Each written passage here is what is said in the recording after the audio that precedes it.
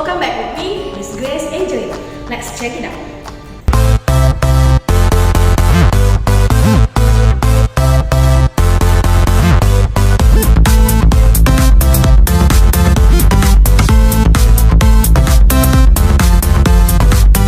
Pada pertemuan kali ini, Miss Grace akan memberikan video pembelajaran akuntansi tentang mereview soal-soal yang berhubungan dengan soal penilaian akhir semester untuk mata pelajaran akuntansi. Mohon perhatikan pembahasan soal berikut dengan seksama ya. Pada contoh soal berikut, isikan kolom neraca saldo untuk kolom debit dan kreditnya, di mana di sini akun kas debit 20 juta, kemudian piutang usaha debit 3 juta, sewa dibayar di muka debit 3 juta, perlengkapan salon debit 1.800.000, peralatan salon debit 6.200.000, akumulasi penyusutan peralatan salon kredit 1.200.000, utang usaha kredit 15 juta, pendapatan terima di muka kredit 6 juta, modal Adam kredit 10 juta. Selanjutnya Prive Adam debit 700.000, pendapatan jasa kredit 10 juta, beban gaji debit 5 juta, beban iklan debit 1 juta, dan yang terakhir beban bunga debit 1.500.000 rupiah. Nah, untuk jumlahnya kalian tuliskan dengan di debit 42.200.000 dan di kredit 42.200.000. Artinya, pencatatan neraca saldo sudah dilakukan dengan benar. Selanjutnya, kita mengisi kolom ayat jurnal penyesuaian. Nah, di kolom ayat jurnal penyesuaian kita isikan dengan sewa dibayar di muka di kredit 1.250.000, kemudian perlengkapan salon kredit 600.000, akumulasi penyusutan peralatan salon kredit 620.000, pendapatan diterima di muka debit 4.800.000, kemudian pendapatan jasa kredit 4.800.000. Kemudian ada penambahan akun. Ya, kalau di jurnal penyesuaian itu biasanya akan ada penambahan akun setelah jumlah di neraca saldo. Nah, di sini beban perlengkapan di debit 600.000, kemudian beban penyusutan peralatan di debit 620.000, dan yang terakhir beban sewa di debit 1.250.000, sehingga jumlahnya adalah sama dengan 7.270.000 debit dan 7.270.000 kredit. Artinya pencatatan dan posting ayat jurnal penyesuaian ke kertas kerja sudah dilakukan dengan benar. Selanjutnya, kolom neraca saldo disesuaikan. Nah, untuk mengisi kolom neraca saldo sesuaikan, kita peroleh datanya dari kolom neraca saldo disandingkan dengan kolom ayat jurnal penyesuaian. Di sini, di neraca saldo sesuaikan, akun kas sebesar 20 juta debit, kemudian piutang usaha 3 juta di debit, sewa dibayar di muka 1.750.000 di debit, kemudian perlengkapan salon 1.200.000 di debit, peralatan salon 6.200.000 di debit.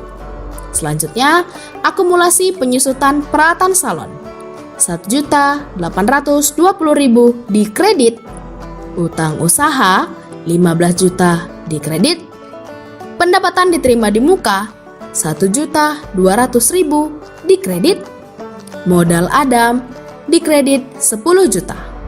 Selanjutnya, Prive Adam 700.000 di debit, pendapatan jasa 14.800.000 di kredit, kemudian beban gaji 5 juta di debit, beban iklan 1 juta di debit, beban bunga 1.500.000 di debit, kemudian beban perlengkapan 600.000 di debit, beban penyusutan peralatan di debit 620.000, dan yang terakhir beban sewa di debit 1.250.000.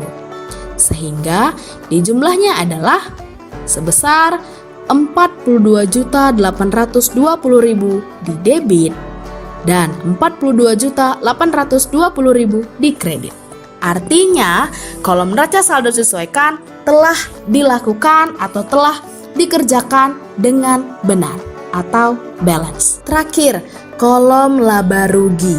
Nah, untuk kolom laba rugi ingat ya, yang perlu kalian tuliskan adalah terkhusus untuk akun pendapatan dan beban saja.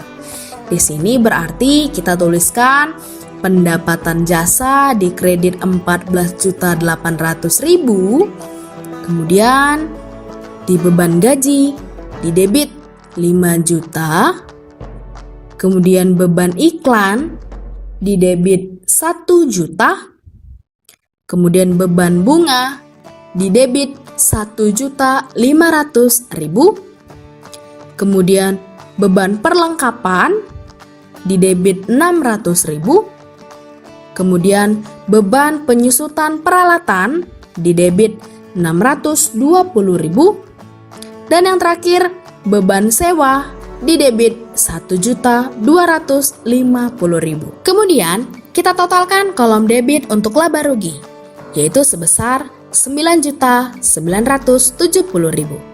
Kemudian kolom kreditnya sebesar 14.800.000. Nah, untuk kolom laba rugi dan neraca memang untuk jumlah tidak akan seimbang. Ketidakseimbangan inilah yang menunjukkan bahwa perusahaan memperoleh laba atau rugi.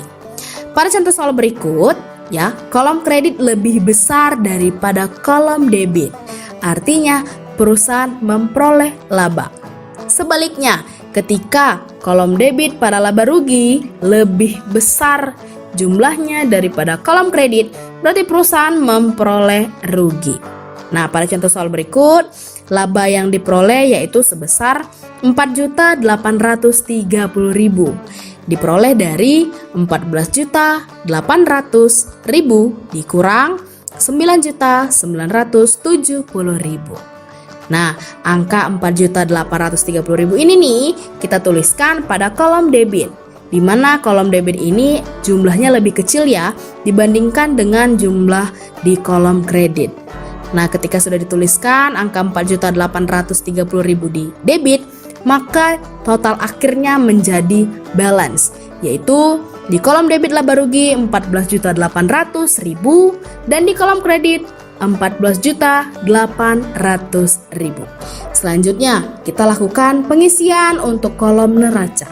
Nah, untuk kolom neraca nih isinya yaitu kolom akun harta, utang, modal, dan prive jika ada ya. Nah, di sini kas sebesar 20 juta. Ingat ya, lihatnya itu dari kolom neraca saldo disesuaikan. Kemudian piutang usaha debit 3 juta. Kemudian iklan dibayar di muka debit 1.750.000. Kemudian perlengkapan kantor debit sebesar 1.200.000. Peralatan kantor debit 6.200.000. Dan yang terakhir Prive Adam sebesar 700.000 di debit.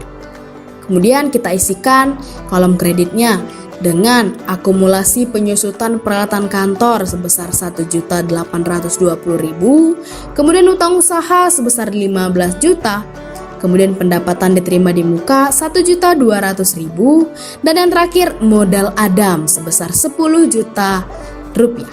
Nah, setelah itu kita hitungkan total debitnya berapa dan total kreditnya berapa. Nah, di sini debitnya itu sebesar 32.850.000 debit dan di kreditnya sebesar 28.020.000. Lagi-lagi terdapat selisih ya.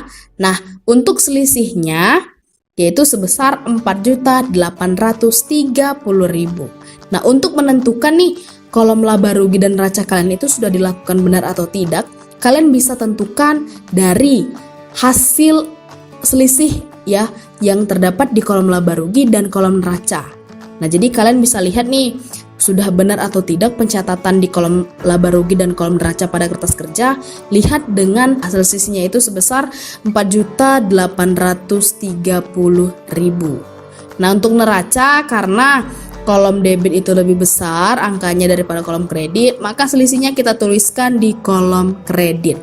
Sehingga setelah kita tuliskan selisih di sini, maka total akhirnya menjadi sama, yaitu di debit 32.850.000 dan di kredit juga demikian 32.850.000.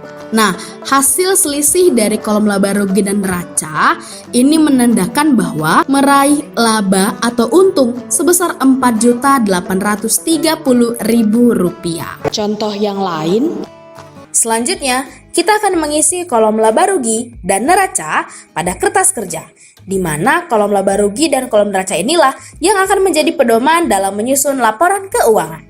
Untuk kolom laba rugi diisi dengan akun pendapatan dan akun beban, di mana di sini akun pendapatan jasa dengan nomor akun 611 sebesar 6.700.000. Kemudian ada akun beban gaji sebesar 2.600.000, beban iklan sebesar 2.100.000, beban bunga sebesar 500.000, beban perlengkapan sebesar 600.000, beban penyusutan peralatan sebesar 360.000, beban penyusutan gedung sebesar 880.000, dan beban sewa sebesar 2.400.000. Nah, angka-angka yang terdapat pada kolom debit dan kredit laba rugi diperoleh dari data pada kolom neraca saldo disesuaikan. Sehingga ketika kolom debit dan kredit sudah diisi semua dengan akun pendapatan dan beban, maka kita lakukan penghitungan jumlah. Untuk kolom debit laba rugi, jumlahnya sebesar 9.440.000. Sedangkan untuk kolom kredit laba rugi, jumlahnya sebesar 6.700.000. Di sini terlihat bahwa untuk jumlah debit dan kredit terdapat perbedaan, artinya terdapat selisih sebesar 2.740.000. Nah, pada angka ini nih, di kolom kredit angkanya jauh lebih kecil dibandingkan dengan angka yang terdapat pada kolom debit. Artinya, perusahaan untuk salon Cantika memperoleh rugi pada periode ini sebesar 2.740.000. Nah, selisih ini kita tuliskan pada kolom kredit. Kemudian, untuk total akhirnya menjadi di debit 9.440.000 dan di kreditnya juga sama 9.440.000 karena sudah kita tambahkan dengan jumlah 6.700.000 ditambah selisih sebesar 2.740.000. Nah, ini kan untuk contoh kertas kerja di mana perusahaan memperoleh laba. Bagaimana jika perusahaan memperoleh rugi?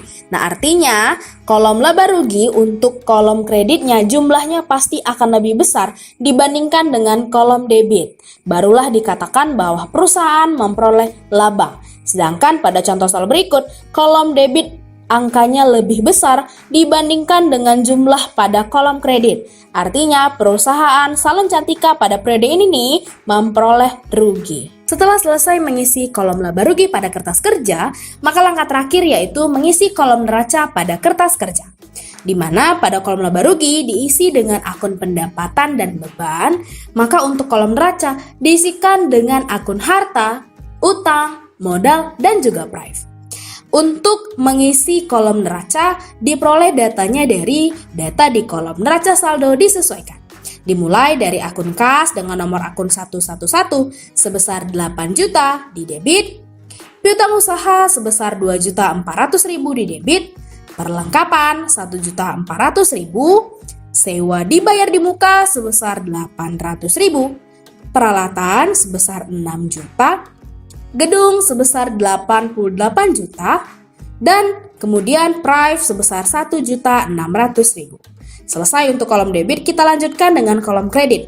Dimulai dari akun utang usaha dengan nomor akun 311 sebesar 26.200.000. Kemudian utang Bank Permata sebesar 15 juta. Modal Nyonya Natali sebesar 66.600.000. Kemudian akumulasi penyusutan peralatan sebesar 360.000. kemudian akumulasi penyusutan gedung sebesar 880.000, dan yang terakhir pendapatan diterima di muka atau setara dengan hutang sebesar 1.900.000. Sekarang kita hitung jumlah pada kolom debit dan kredit pada kolom neraca, di mana debitnya sebesar 108.200.000 dan kolom kreditnya sebesar 110.940.000. Di sini terlihat bahwa telah terjadi selisih sebesar 2.740.000.